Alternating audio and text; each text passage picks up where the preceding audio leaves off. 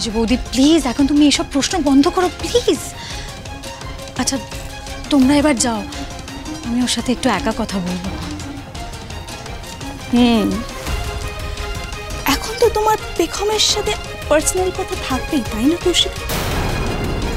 পেখম বাড়ি ফিরে আসায় যদি কারো সব থেকে বেশি খারাপ লেগে থাকে সেটা কিন্তু তুমি। প্লিজ চুপ করে, এসব কি বলছো তুমি? প্লিজ চুপ করো প্লিজ। পেখম তুমি প্লিজ কিছু মনে করো না। না না, মনে করার কি আছে? ও মনে করতেই বা যাবে। তোমার সাথে তো আবিরের বিয়ের দিনক্ষণও প্রায় ঠিক হয়ে গেছিল, তারপরে কোথা থেকে ওই পেখম এসে হাজির হলো। ইস, আচ্ছা পেখম, তোমার যদি আসারই ছিল তাহলে একটু আগেই আসতে পারতে। বেচারা কৌশিকীকে এতটা কষ্ট পেতে হতো না। এখন বাড়ির লোক আবিরের বিয়ে নিয়ে কি ডিসিশন নেবে কি জানি, আমি তো ভাবতেই পারছি না। কাউকে কিছু ভাবতে হবে না।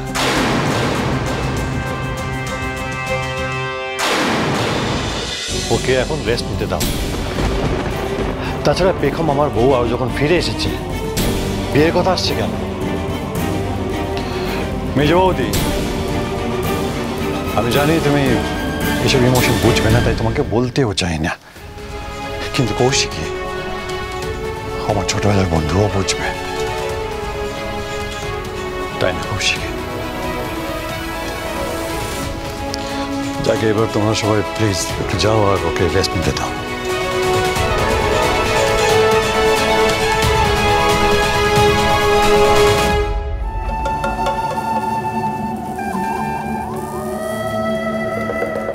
প্লিজ বলেছি, হাত জোড় করে বলতে হবে।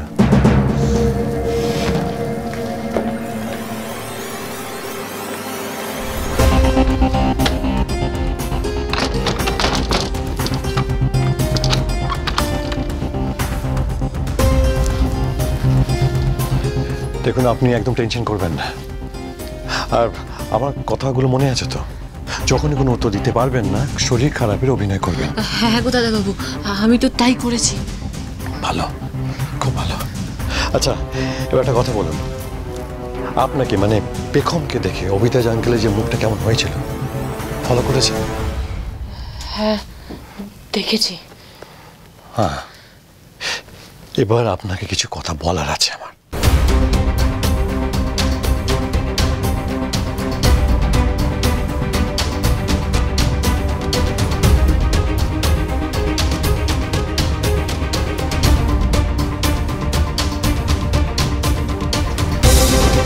পারবেন তো?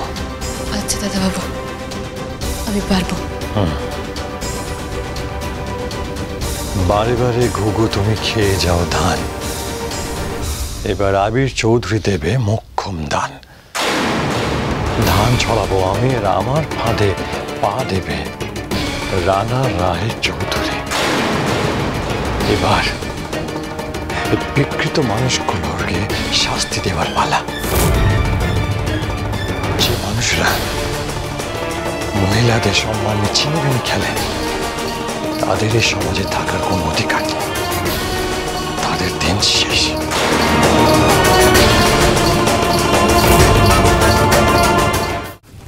আচ্ছা কৌশিকী, তোমার পেখমকে সন্দেহ হচ্ছে না? সন্দেহ হবে কেন? ও তো বাড়ির সবার সামনে এলো, কথা বললো, বাড়ির সবাই তো ওকে পেখম বলে মেনেই নিয়েছে। তাহলে আমার মনেই যত পাপ।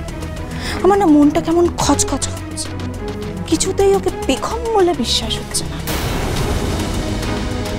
তোমার কেন এরকম মনে হচ্ছে? ও তো লাইভও করেছিল, সেটা তো আমরা সবাই দেখেছি। না আসলে আবিরের ঘরে যখন আমি পেখমকে ঠাম্মির দেয়া পালা দুটোর কথা বললাম, তখন ওর মুখ দেখে কিন্তু একবারের জন্য মনে হলো না যে ও এসব কিছু জানে। অথচ ঠাম্মি কিন্তু নিজের হাতে পেখমকে বালা জোড়া দিয়েছিল। নিজ বৌদি, ওর উপর দিয়ে কি কি গেছে তুমি একবার ভাবো। ওর বেঁচে থাকাটাই তো একটা মিরাকল। তুমি একবার ওর জায়গায় দাঁড়িয়ে ভাবো, ওর ব্রেনে কত প্রেশার পড়েছে। ও মাটির নিচে চাপা ছিল, ওর ওর ব্রেনে কতক্ষণ অক্সিজেন পৌঁছয়নি। হয়তো সেই কারণেই ওর পুরনো কিছু মুহূর্ত মনে নেই, কিন্তু ও পরে ঠিক হয়ে যাবে। তুমি বুঝেছো? বুঝলাম। আর আসলে কি বলতো, আমি তো সারাক্ষণ এই গোয়েন্দা গল্প পড়ি আর গোয়েন্দা মুভি দেখি, তাই হয়তো সারাক্ষণ আমার মাথায় এসবই ঘুরে। কিন্তু সন্দেহ কিন্তু একটা বিষয় থেকেই যাচ্ছে। ঝুমুর যখন এ বাড়িতে ছিল তখন পেখম একদিন লাইভ করে হাওয়া, এখন ঝুমুর গন অমনি পেখম অন।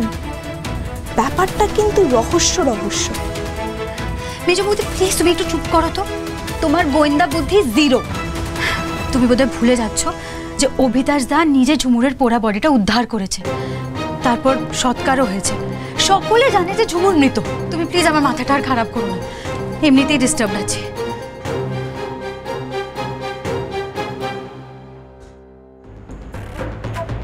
আমার চোখ তো ভুল করে না, তুমি তো ওই বাড়িতেই থাকবে পেখম। তোমার সব গতিবিধির উপর আমার তীক্ষ্ণ নজর থাকবে।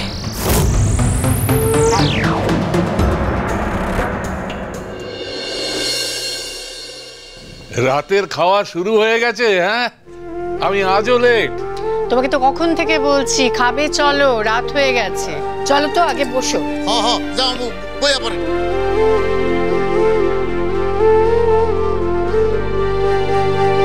বড় বৌমা, বধুয়া সেই যে বাড়িতে ফিরলো, একবারও তো আমার সঙ্গে দেখা করলো না। আমি যে বধুয়ার জন্য অপেক্ষা করছিলাম, কই সে তো একবারও আমার কথা ভাবলো না। আমি খুব রাগ করেছি, খুব কষ্ট পেয়েছি। ডাকো ওকে, এক্ষুনি ডাকো। হ্যাঁ, ওকে তো ডাকতেই হবে, ডিনার করবে তো। কত ঝড় বয়ে গেছে মেয়েটার ওপর, শুনলে তো। একটু তো সময় দেবে, দেখবি ধীরে ধীরে সব ঠিক হয়ে যাচ্ছে, সময়ের সঙ্গে সঙ্গে স্বাভাবিক হয়ে যাবে। দিদি হক কথাই কইছি, কত ঝড় ঝাপটা সামলাইয়া আমাকে বন্ধু আবার ঘরে ফিরে আইছে। হ্যাঁ, তোমরা ঠিকই বলেছো। পেখম সত্যি খুবই বিধ্বস্ত। এতগুলো দিন বাড়ির বাইরে থেকেছে, ওর সাথে এত বড় একটা ঘটনা ঘটে গেছে। ও মেন্টালি ডিস্টার্বড, নিজে মনে বিড়বিড় করে, নিজের সাথে কথা বলে। আমার সাথে কোনো কথা নেই, কোনো কমিউনিকেশন নেই, কোনো ইন্টারাকশন নেই। আসলে ট্রমাটা কাটিয়ে উঠতে পারছে না, বুঝতে পারছি আমি। ঝুমুরের এই পেখম সাজা রূপটা বাড়ির সবাই বিশ্বাস করছে তো? কারোর মনে কোনো রকম সন্দেহ নেই তো? আমাকে সেটা ভালো করে বুঝতে হবে। এই অবস্থায় একা একা ঘরে বসে থাকলে কি মন ঠিক হবে? বরং সবার সঙ্গে মিশলে, হইচই করলে মনটা অন্যদিকে ঘুরবে। এই মেজনাথ বউ, যাও ওকে ডেকে নিয়ে এসো। আমি যাব? আমি যাচ্ছি, বড় তুমি থাকো। ওই তো পেখম চলে এসেছে।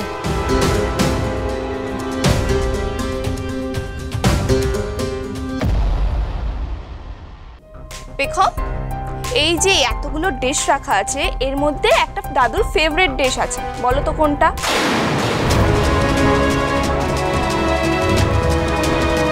পেখমকে যাচাই করার যে টিপসগুলো মেজ বৌদিকে শিখিয়ে দিয়েছি, ঠিক সময় অ্যাপ্লাই করেছে। কি গো পেখম, বলতে পারছো না? এর মধ্যে সব ভুলে গেলে?